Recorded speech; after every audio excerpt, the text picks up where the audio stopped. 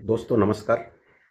मैं एक बात बताने जा रहा हूँ आप लोगों को, जो आप ज़्यादातर लोग जानते तो हैं, लेकिन इन्वेस्टमेंट में ना जाने क्यों अप्लाई नहीं करते।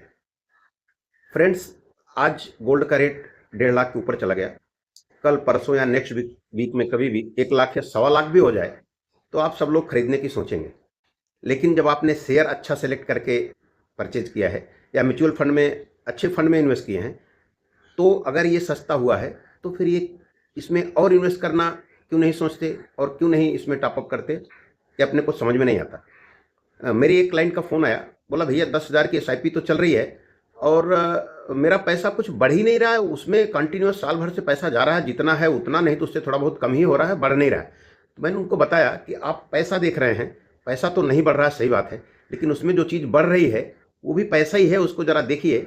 आपकी एनएबी बढ़ रही है। बोले एनएबी क्या है? तो मैंने उनको बताया कि अभी एचएसबीसी स्मॉल कैप फंड में उनका पैसा इन्वेस्ट किया है, उनका 20 ईयर का टाइम होराइजन है और 2024 में सितंबर में वो 90 रुपीज़ का उसका एनएवी था और आज 71 रुपीज़ का है।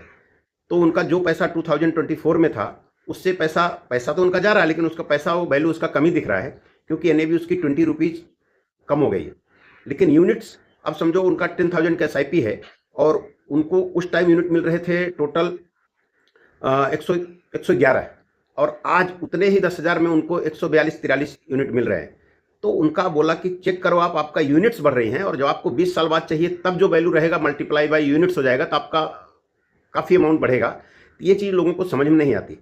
अब आप हिस्ट्री से ही देख लीजिए, 2008 में मार्केट 45% गिरा था और 2009 खत्म होते होते फिर मार्केट 85% के ऊपर बढ़ गया।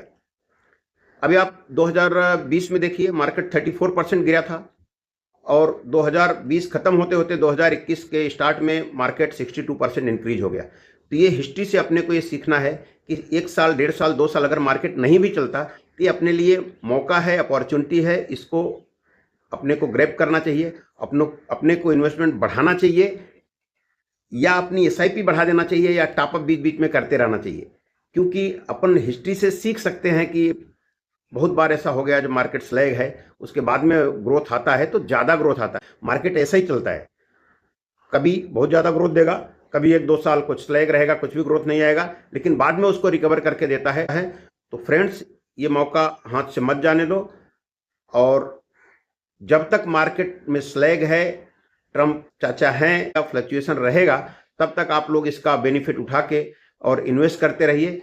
आगे आपको इसका बेनिफिट मिलने वाला है।